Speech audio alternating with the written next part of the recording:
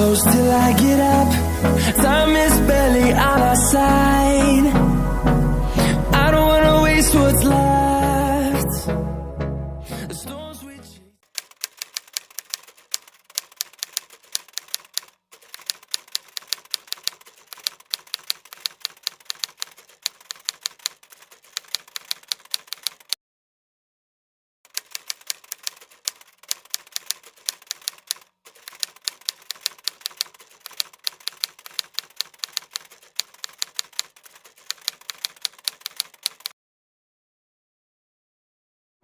Sebelumnya, Assalamualaikum warahmatullahi wabarakatuh. Perkenalkan, nama saya Puji Dwi Larasati. Di sini saya akan menyampaikan materi merkantilisme. Merkantilisme berasal dari bahasa Inggris merkan yang berarti pedagang. Jadi, merkantilisme merupakan salah satu teori yang berhubungan dengan perdagangan.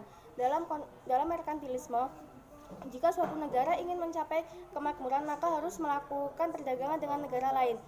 Tujuan dan ciri-ciri merkantilisme. Dalam konsep merkantilisme, logam mulia menjadi ukuran kekayaan, kesejahteraan, dan kekuasaan suatu negara.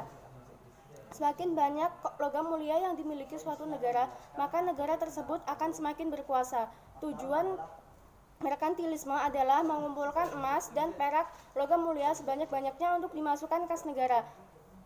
Karena suatu negara akan dikatakan maju jika mempunyai emas dan perak yang banyak. Dengan kekayaan melimpah, maka kesejahteraan suatu negara meningkat. Ciri-ciri merkantilisme. Yang pertama, negara merupakan satu-satunya penguasa ekonomi. Yang kedua, tujuan utama kegiatan perekonomian adalah mendapatkan logam mulia sebanyak-banyaknya. Materi selanjutnya akan disampaikan oleh Vicky Bahtiar.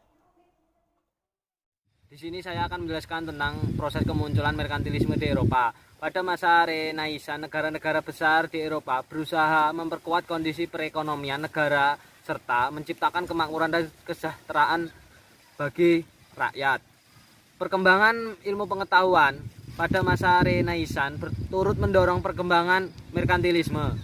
Penjelajah samudra dilakukan dengan tujuan berdagang dan menentukan daerah baru. Temuan tersebut dimanfaatkan sebagai pasar. Keberadaan pasar baru ini mendorong pendapatan internasional. Dari sinilah berkembangnya merkantilisme. C. Perkembangan merkantilisme di berbagai negara. Merkantilisme mulai berkembang di negara-negara sejak Renaissance di Eropa untuk berbeda. Dapat dijelaskan 1. Merkantilisme di Inggris.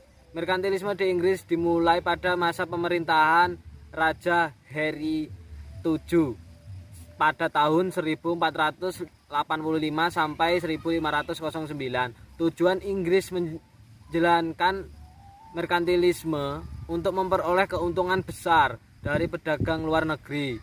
Pelaksanaan merkantilisme di Inggris berlangsung pada masa pemerintahan Ratu Elizabeth I pada tahun 1558 sampai 1603, ditandai dengan pembentukan organisasi dagang East India Company atau EIDS pada tanggal 31 Januari 1599. Materi selanjutnya akan dijelaskan materi dari Vicky. Yang kedua, merkantilisme di Prancis.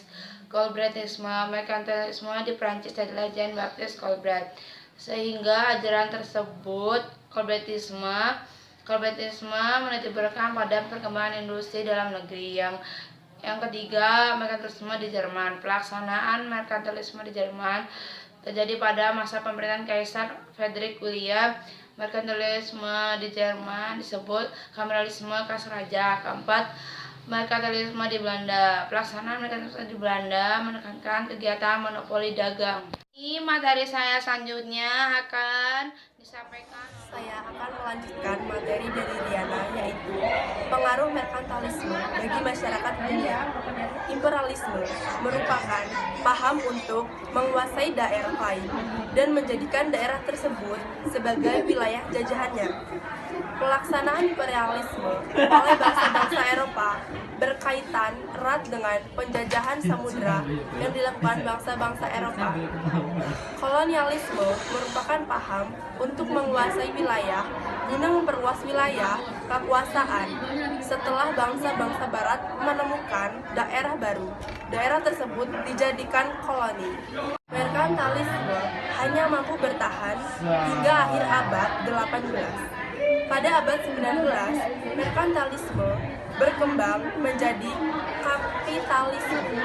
Hampir sama dengan merkantilisme, kapitalisme menuntut kemajuan suatu negara dalam bidang ekonomi. Sekian materi merkantilisme, saya akhiri.